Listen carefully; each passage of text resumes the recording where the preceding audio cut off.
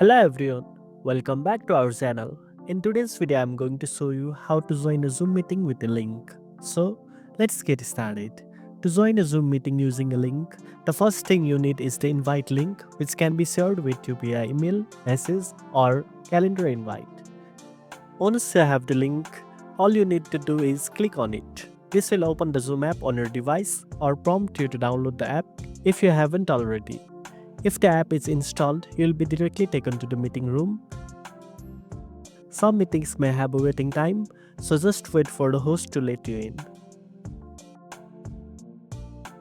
You can also join by copying the link, opening the Zoom app, and clicking on Join. Then, paste the link in the first field and in the other field, enter your name. You can check or uncheck the options. Don't connect to audio if you want to mute, and turn off my video if you need to. If required, you will be prompted to enter a meeting passcode. Just enter the passcode and you are ready to join the meeting and start collaborating with others. And that's it. Now you know how to join a Zoom meeting with the link. If you found this video helpful, don't forget to like, share, and subscribe for more tech tips. Thanks for watching, and I'll see you in the next one.